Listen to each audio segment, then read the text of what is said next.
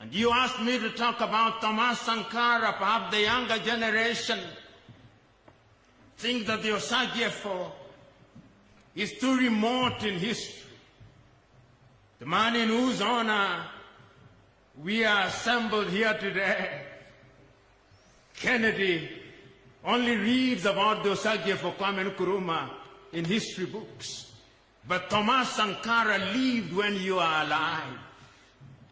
He was here in Burkina Faso in 1983. He was a military man just as you are. He participated in a process that eliminated a neo-colonial regime. The country was then known as Upper Volta. He said, why are we called Upper Volta?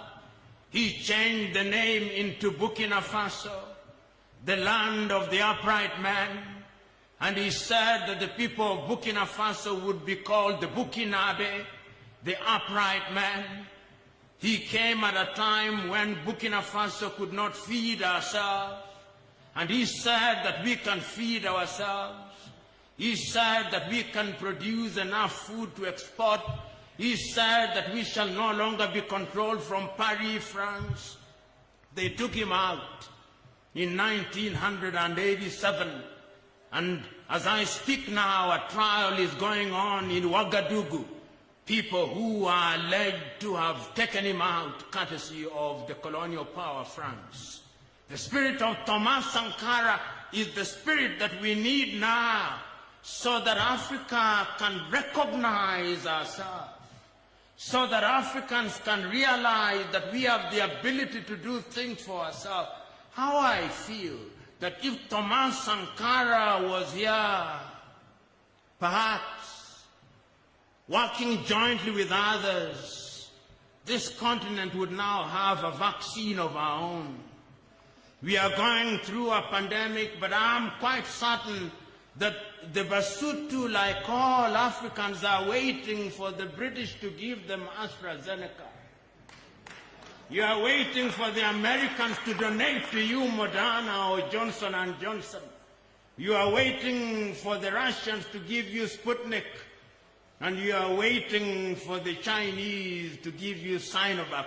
For how long will Africa be begging?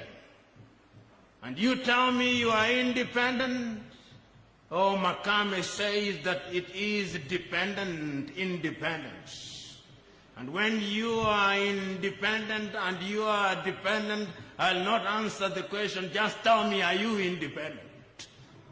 That is what Thomas Sankara was talking about. Then you asked me about Muammar al-Gaddafi.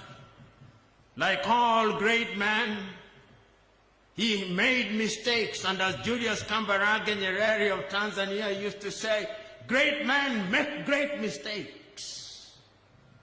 Because when you dare to do great things, sometimes you make great mistakes, but there is a sense in which he also had beautiful ideas. I remember him say, for how long shall Africa depend on the currency of others? You know, when you travel across Africa, and you have the things that you and me have in our pockets here in Lesotho, you have malot. When you cross the border, you meet the ram. When you cross the border and you go to Botswana, you meet the pula. When you go to Angola, you meet the kwanza. When you go to Malawi, you meet the kwacha. When you go to Zambia, you meet the kwacha. You go to Tanzania, you meet the shilling. You go to Kenya, you meet the shilling. You go to Rwanda, you meet the franc. You go to Burundi, you meet the franc. You go to Ethiopia, you meet a totally different currency. And you go to Mozambique, you meet the metal. And all of our currencies, the 33 of them, are useless pieces of paper.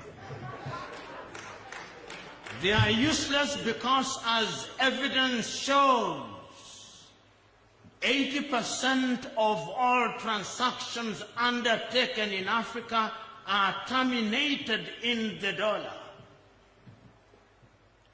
Gaddafi was saying, no, the time has come that Africans must have their own currency, backed by African gold. That is what Africa must be thinking about when we talk about African unity. That is what we are thinking about, and that is what we are talking about. And you asked me to remember a man with whom I had a long conversation about Africa, John Joseph Pombe Magufuli. You know, when John Joseph Pombe Magufuli came in